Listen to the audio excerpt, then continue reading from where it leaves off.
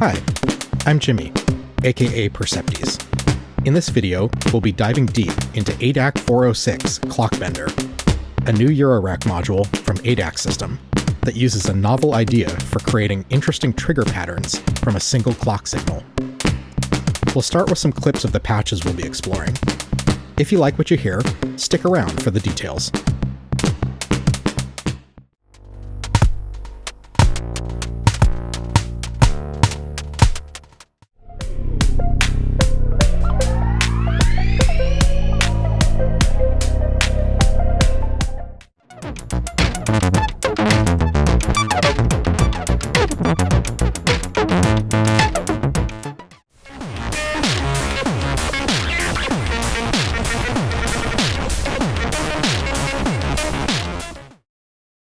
I'm going to start with an overview of the module, and I'll explain its feature set and user interface.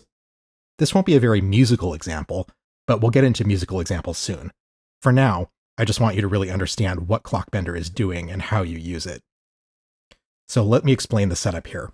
I've got Pamela's Pro Workout on the left, which is going to serve as our clock source, and that will be controlling Clockbender. I've got data that'll be displaying some triggers going in and out of Clockbender. The quad VCA is just used to gate the sound of the hi-hat from plates, and we're going to use the triggers from Clockbender to trigger the plates hi-hat in the left and right stereo channels so you can understand what Clockbender is doing. So the basic idea of Clockbender is that you send it a clock, that's the required input, and that comes in on this bottom left jack. And then based on that, it's going to change the tempo using a division or multiplication of the input clock signal over time. It has a first stage and a second stage, and it's constantly changing between those two stages. The way it works is that you give it a target BPM, and it's going to ramp from the input BPM to the target over a specified number of clock triggers. And then it's going to ramp back down to the original BPM that's coming in on the clock input. And so the result is that you have a clock coming out of the output that is constantly shifting from the base BPM to the target BPM and back. And as a result, you get triggers that sometimes land directly on sort of a 16th note grid and sometimes land at off timings that are not directly related to the sort of base tempo. And this gives you sort of a pseudo-random kind of spacing of triggers that can create syncopation and sort of free jazz sort of timings and other interesting results. So let's take a look at the user interface. On this little screen, we have the controls for one of the triggers. There's two different outputs that are identical, and you can switch between them by pressing the trigger button twice. You can tell which one you're on because in the top right corner, there's a little A or B. We'll start with A. So the top left knob controls the target BPM. As I turn this, you see in the bottom left corner that the multiplier changes, and there's also a display of the target BPM. The top left corner shows 60 BPM. That's the input clock source that has been detected on this jack. It'll automatically update if you send it a different clock signal. The right pot controls the number of steps that it takes to go through this entire pattern. So you can see right there, there's a 20:0, and as I move this knob, it changes the number of steps. The number on the left of the 0 is the number of steps it's going to take to go through the first and second cycles. That's the acceleration and the deceleration. And then this small pot in the middle changes the balance between the acceleration and the deceleration phase. So right now in the middle, it's 2 steps going up and 2 steps going down. That's also represented by the numbers at the sort of corners of the graph. You see a 2 and a 2, but if I turn the knob to the left, then we get 1 and 3, and if at the extremes we get 0 and 4, so we're essentially turning off the acceleration phase and starting immediately at the target BPM. And similarly, turning to the right will skew the acceleration and deceleration the other way. We can also change the curve for either the ascent or the descent with these 2 smaller pots. So turning to the left on the left pot will give you a sort of bumped logarithmic curve where the change will happen much more quickly at first, and then it'll slow down as it reaches the middle point. And similarly, turning to the right will give you an exponential curve, where it starts off with sort of a slow ascent, and then it speeds up towards the target BPM as it reaches that middle point. In the middle is linear, where you have a constant rate of change from the first step to the middle step. And the exact same thing works on the right side for the right curve. That you can make it exponential, you can make it logarithmic, anywhere in between, and linear. There's also this toggle switch in the middle. It has 3 positions. In the top is loop mode, and in that mode, when we reach the end of the steps of the clockbender settings, it'll immediately wrap around and start again on the next step. In the one-shot mode, once it's triggered, it'll run through one time, and then it'll stop, and it won't output any more triggers until another trigger comes in. So you can do that either by pressing the trigger button or sending a trigger in on the trigger in jack. In the bottom mode, fine, this changes what the controls on the bottom do. You'll see there's some text in parentheses, and that is what these knobs will do when you're in the fine mode. So the left knob will give you fine control of the BPM multiplier. You can see it's increasing by 0.05 per sort of tick of the pot. And this will allow you to dial in very exact percentages beyond sort of the macro BPM multipliers that the top left potentiometer will give you. The right side will give you fine control over the duration. So this will allow you to advance that duration one at a time. You see it's going 15, 16, 17, 18 in that bottom right corner. And that'll allow you to dial in an exact number of steps for the loop. Finally, the middle potentiometer controls the pause. If I turn it to the right, you'll see in the bottom right corner of the display, there's a number followed by an H. That means that when it gets to the end of the ascent and the descent of the BPM changes, it's going to stay at the final BPM for the given number of steps, and it's going to keep sending triggers at exactly that rate. So it's kind of like adding a little bit of padding at the end of a cycle before it repeats. If you turn the pot left from center, you'll also get a number, but you get an R instead of an H.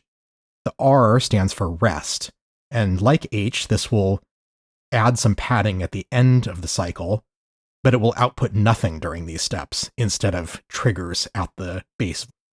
So you can use this as an offset to have the acceleration and deacceleration happen at just one part of your loop, and then have a gap of your desired length, and then start again. You have CV control over the left curve, the balance between the acceleration and the deceleration, and the right curve. You've also got CV control over the BPM multiplier and the total number of steps. Finally, there's a trigger input, and this has the same function as just pressing the trigger button, which is that it will start the cycle when you're in one-shot mode and go through the acceleration, the deceleration, any rest that you've programmed in, and then stop. And if you're in loop mode, this will cause a reset.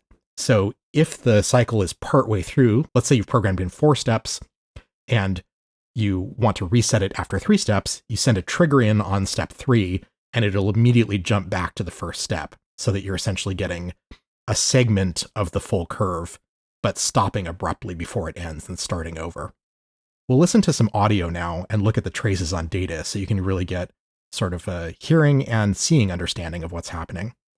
Outputs A and B are going to be triggering the same cymbal sound, but output A will be hard panned left and output B will be hard panned right, so you can hear the relationship between the patterns. I recommend using a good set of stereo speakers or wearing headphones to really be able to hear this.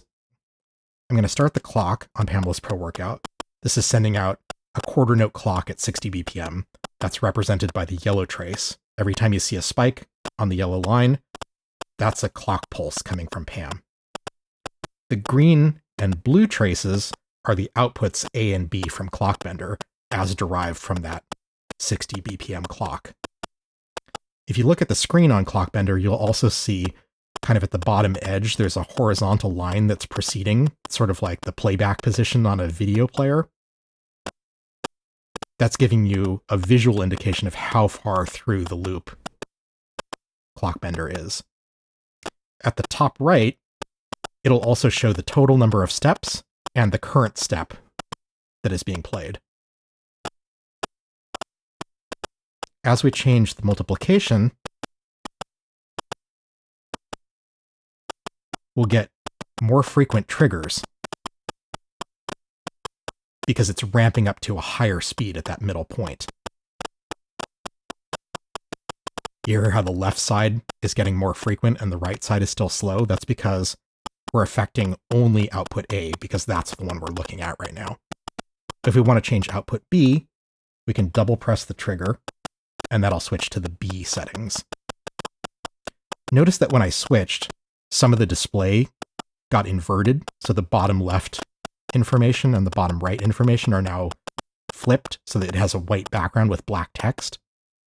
That's indicating that the settings that are currently programmed in for channel B don't match the position of the potentiometers because they were being used to control step A, or output A.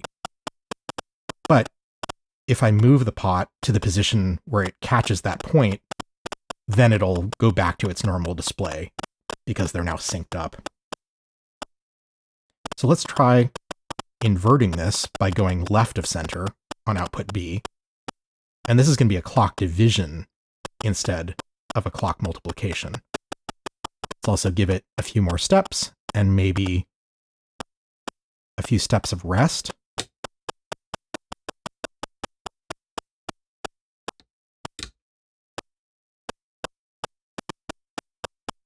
So now we decelerate and then accelerate because we're going from 60 BPM to 36 BPM.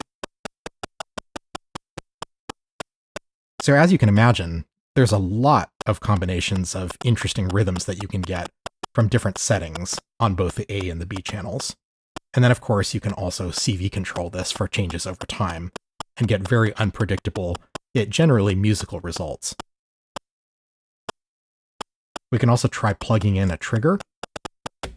That's the red trace at the bottom, coming from output number 2 on Pamela's Pro Workout. And that's every 4 steps sending a reset signal. So if we look at that bottom line that's proceeding from left to right, we'll see that it never makes it past the 4th step. On the 4th step, we get a reset signal and it starts over. When you press the trigger button, or you send a trigger into the trigger input, it will reset only the output that you're currently looking at on the screen. If you want to reset both of them, you can hold the trigger button down for a couple of seconds and you'll get this message that says trigger A and B, and then it'll reset both of them. But as of the current firmware, you cannot reset both at the same time with a trigger signal.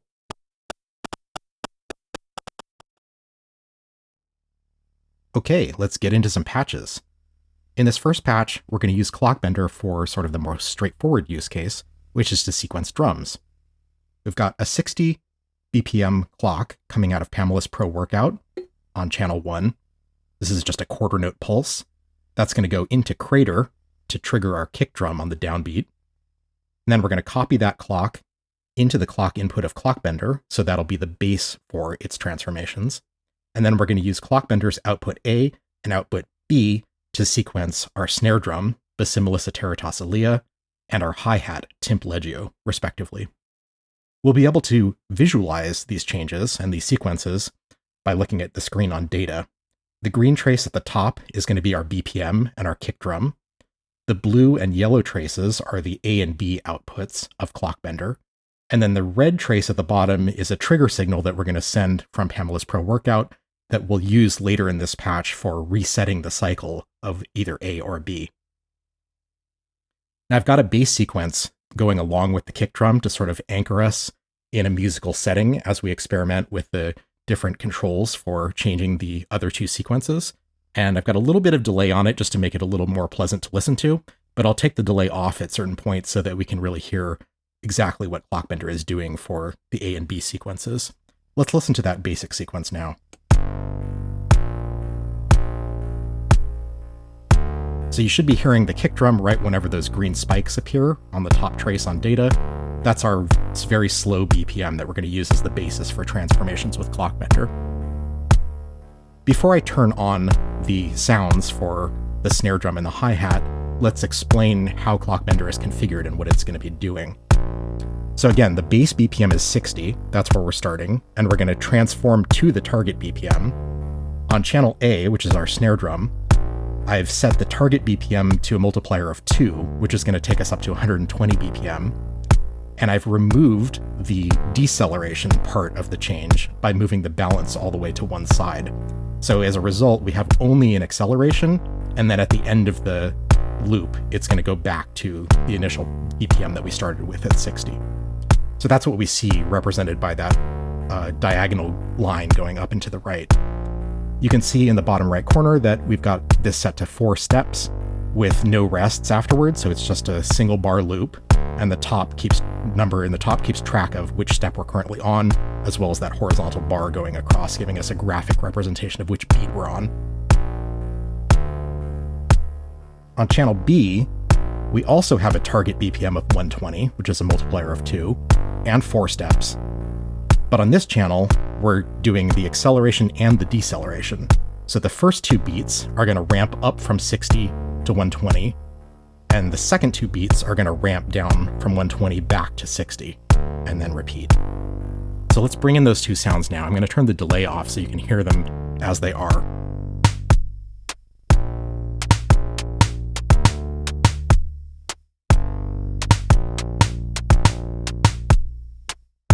And then let's turn the delay back on to make this a little more musical. Remember, we're ignoring the red line for now. We're not using the trigger sequence. So it's simply just the quarter note 60 BPM and that steady kick drum. And the other 2 drum patterns are derived entirely from that clock signal by Clockbender. And you can already hear that this is sort of an odd rhythm. This is not the type of thing that you would normally program on like a standard sort of 16-step sequencer for triggers or gates. And that's exactly what Clockbender is going to be giving you, is unusual rhythms that you are not likely to have created in any other way. I found that by using shorter loop lengths on Clockbender and kind of more even divisions, you get these grooves that are definitely kind of odd and unusual, but are still musical. They kind of sound like maybe a drummer who's playing slightly off, slightly skewed, kind of falling behind and catching up. It's got a very sort of organic human quality to the rhythm. It doesn't really sound programmed to me. I mean, obviously the sounds are synthetic because they're coming from synthesizer modules, but in terms of the pattern itself, I find that it sounds much more human than something I would normally program with one of my other sequencers. And of course, if we start to change any of the settings on either of these 2 channels, A and B, then we're going to get different results. So let's try that. Let's first go back to channel A, and let's try bringing in some of the decay, the deceleration.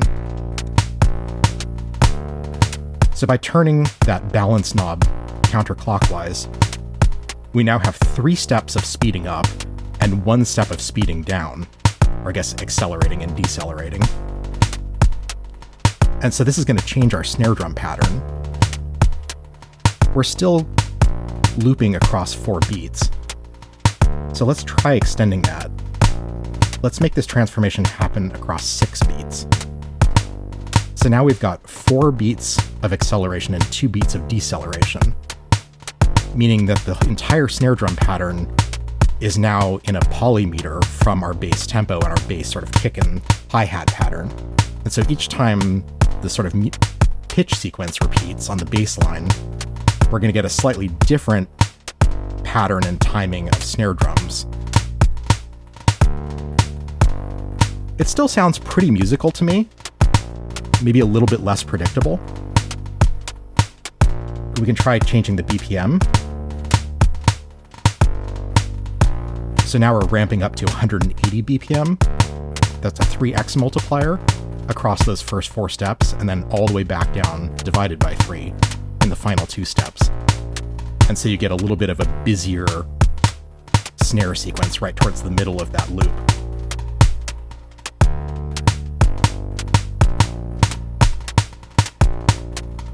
We can also mess with the curve.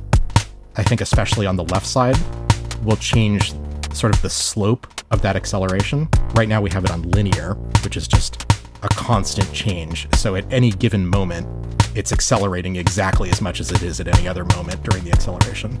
But if we turn the left curve knob, we can change it to a logarithmic curve. And so this will sort of front load the change where it'll ramp up to the target BPM very quickly, and then it'll start to flatten out, where by the middle point of that end of 4 steps, we're kind of slowing down and kind of having more of a close to constant rate. Similarly, if we turn the other way, and we get an exponential curve, then we'll start with kind of like a slower, steadier snare drum, and as it reaches that 4th step, it's going to really speed up. Let's really exaggerate this by turning it all the way.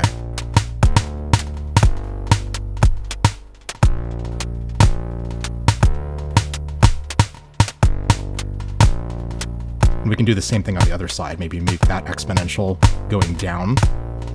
So this will give us kind of a specific point in the pattern around the 4th step where things essentially get more dense in the snare drum pattern, and then it backs away and gets more sparse again.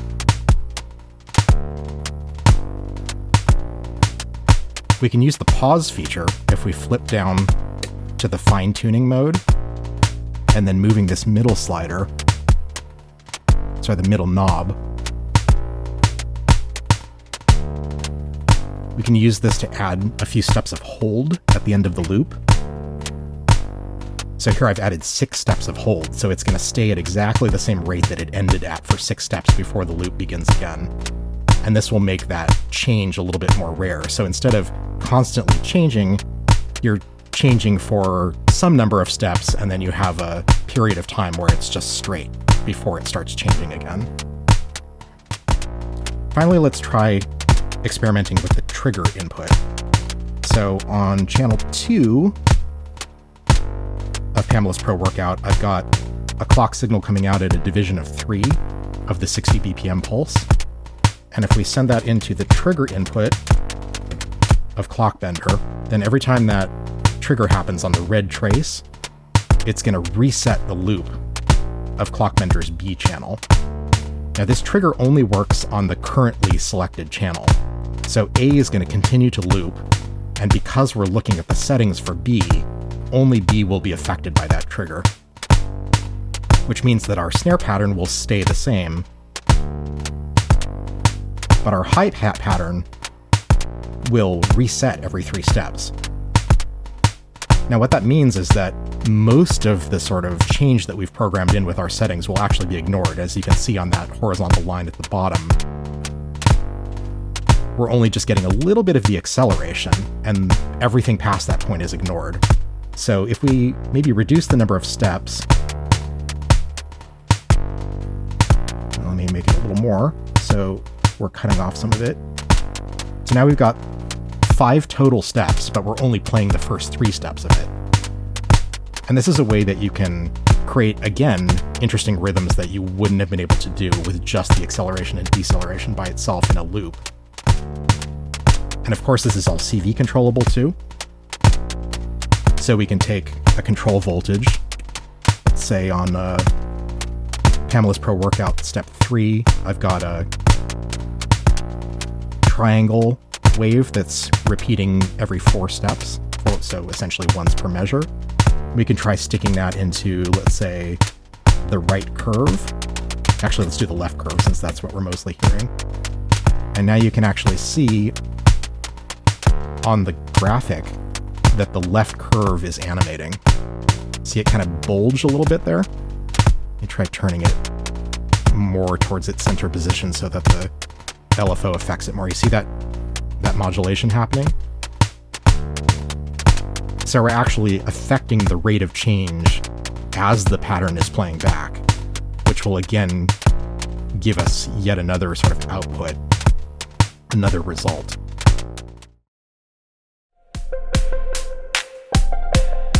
One of the fundamental aspects of modular synthesis that I think really makes modular what it is that every connection between modules is just an electrical signal. It's just voltage.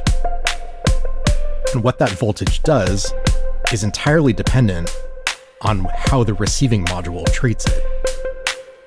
In particular, as relating to clock bender, we're generating triggers with different divisions of time between them.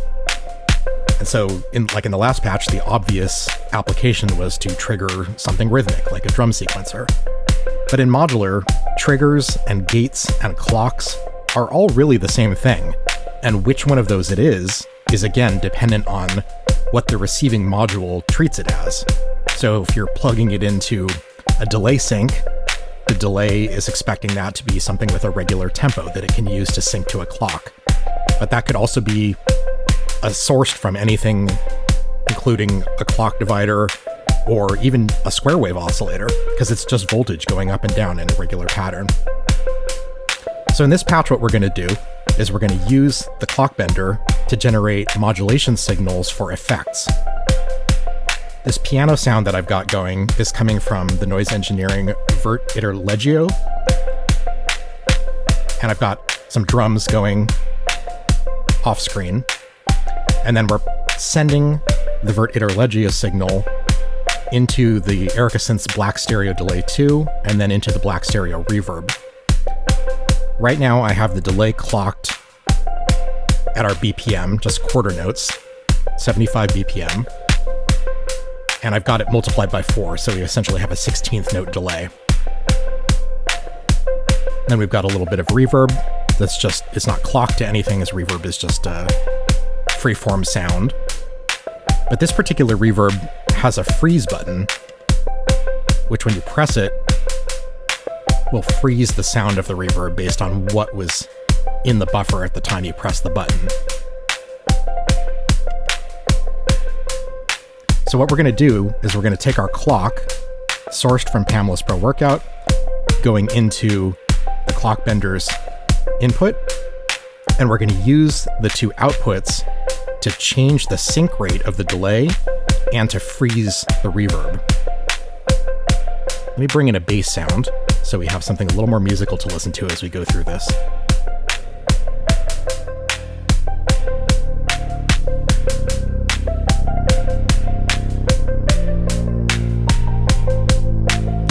So let's patch in the freeze first. And we'll go to the B setting.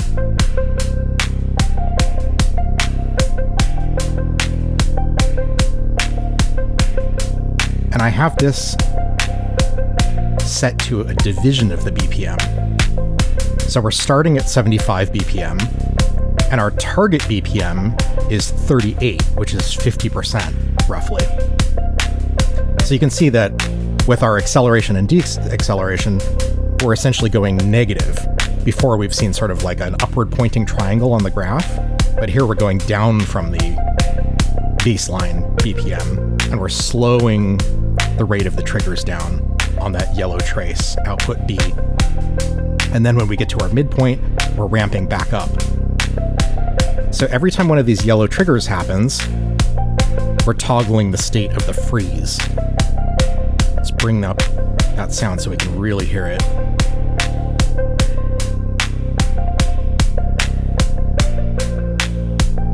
So I would describe this as kind of a stochastic freeze, essentially. Like, it is technically related to the tempo, but it's not going to be occurring directly on sort of the 16th note grid in a way that you'll be able to sort of predict when that freeze sound happens.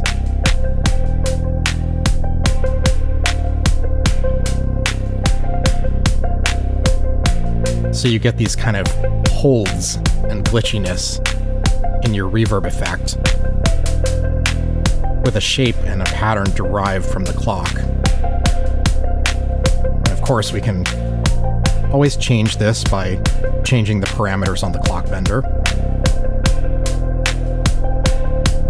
So with a lot of feedback on the reverb, you can really hear when it gets frozen as it kind of swells up. So let's take the same idea and apply the triggers coming from output A which are a more straightforward acceleration and deceleration like we've seen before. And we're going to use that as a drunken, unreliable clock source for the sync input of the black stereo delay. So I'm going to unpatch the clock and patch in the output A of Clockbender into the sync input.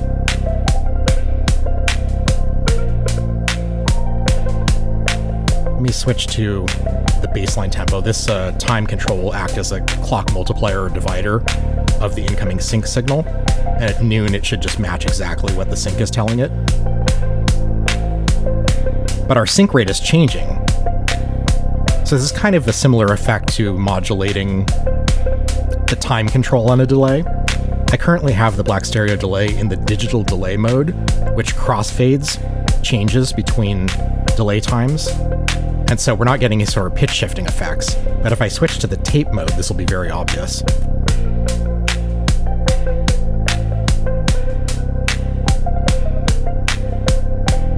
So every time the rate changes as a result of the constant modulation from Clockbender, we'll get pitch shifting effects as the delay time changes in the delay line. Switch to a ping pong delay. And then we can further multiply or divide this signal by changing the division here. So you get these little sort of jingly artifacts, kind of glitchy, kind of high-pitched smearing, smoothing, and it can really add a lot of life and interest to a sequence that otherwise repeats just by changing the effects with these trigger signals.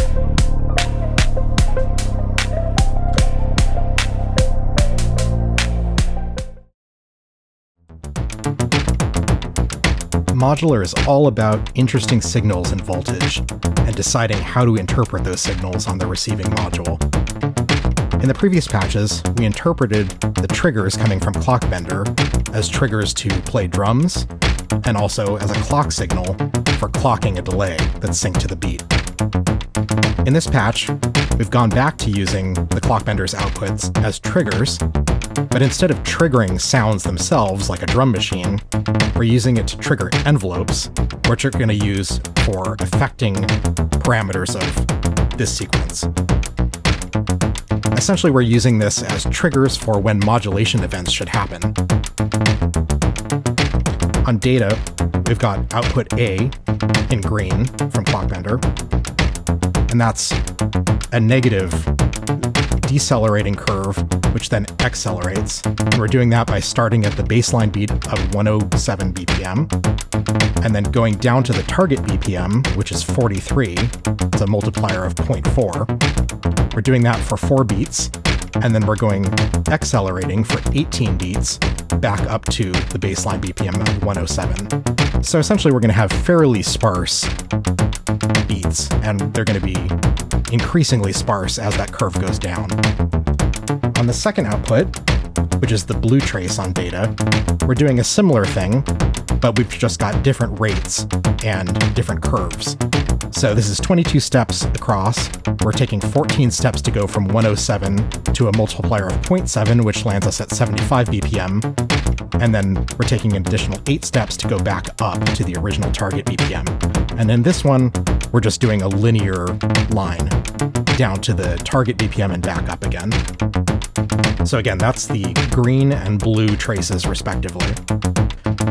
We're using quadracs, which is an envelope generator, for the source, or actually the destination of our signals.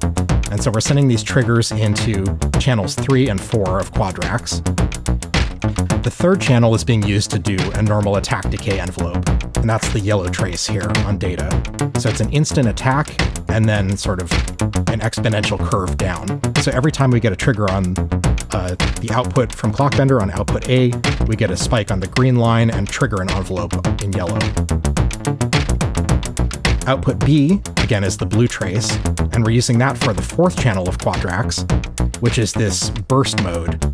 So every time it gets a trigger, it generates a burst of pulses The rate of the pulses are set by the rise knob, this bottom left one, and the length of time that the bursts continue is set by the right knob. So let's see how we can take this sequence and add some life to it by using these modulation values. So first, let's take the yellow trace, that envelope, and let's plug it into the flavor of vert iter legio, our melodic voice. This causes some timbral modulation, which essentially kind of gives overtones and makes it sound like there's a new pitch. And so when we suddenly spike up, we get some of those high pitches, and then it quickly ramps back down and they die away. If we then plug in the bursts of pulses into the second FM input of Neptune, our filter, and then increase the attenuation,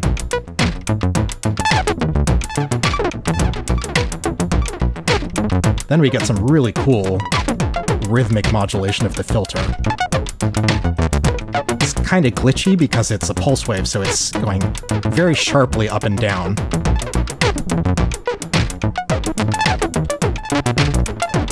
So this is a pre-programmed sequence. Both the melodic sequence and the gates of that, and as well as the drums, are all programmed with a standard sequencer. But we can still use the clock bender to give us rhythms that can be applied to something other than when the sound happens. And these constantly changing, sort of offbeat, humanistic timings of modulation can be used to add a lot of interesting groove to an otherwise fairly straightforward beat.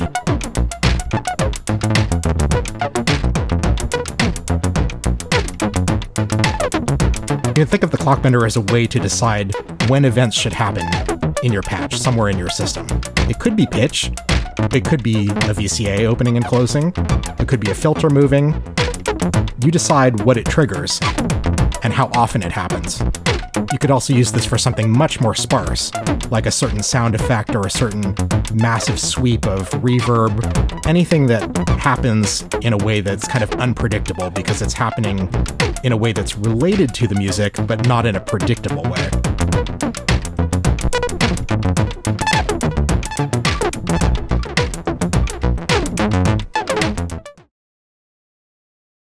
In this last patch, we're going to get wild and nasty. I've removed the Mordax data from the case because by this point you should understand basically what's happening with Clockbender, and I don't think we need the visualization. We're going to be using Clockbender, just the output A, to advance a sequential switch, and we're going to decouple this from the rhythm of our musical sequence. I've got 4 oscillators, Ataraxic Iteratoscillea, Castor and Pollux, which has 2 sides, and Sync Legio. The outputs of these oscillators are going into the inputs of the vice versa sequential switch, and then one output from that group is being sent into our filter and off into the rest of the system. Just for fun, we're also taking 4 triangle LFOs at different rates from Pamela's Pro Workout, sending those into the second half of the sequential switch in the second group of 4, and we're sending each of those to a parameter on each of the oscillators. So each time a clock trigger comes from Clockbender into the advanced input of vice versa, it's going to change which of the 4 oscillators we're hearing, and it's going to change which of the 4 modulation signals is being applied to which of the oscillators. Let me bring in the sound of our oscillator so you can hear what each one sounds like.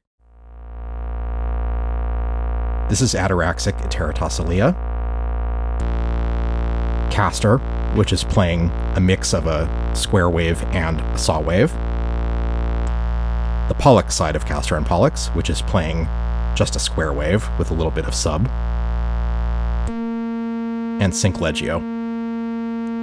So what we're going to be doing is switching between these oscillators very, very quickly to create timbral changes and make it sound essentially like one crazy oscillator. Let me get a sequence going.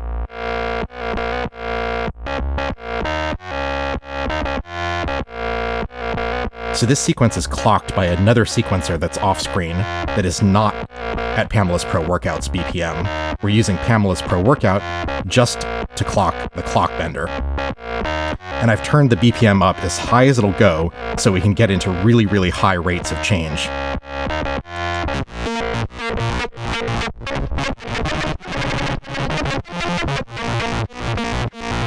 So at a base BPM of 303, I've increased the multiplier as far as it'll go, 10x, which takes us to 3040 beats per minute.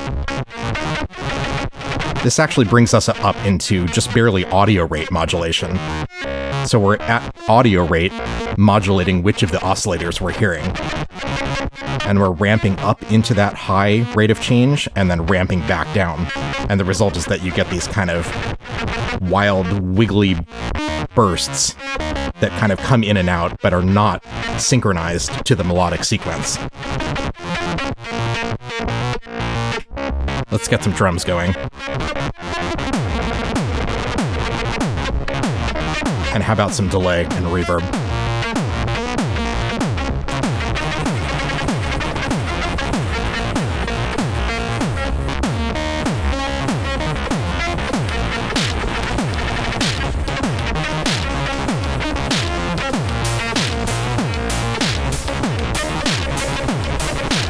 So this is another creative way that you can use the trigger signals from Clockbender to create timbral changes that are decoupled from the rhythmic patterns of the melodic sequence.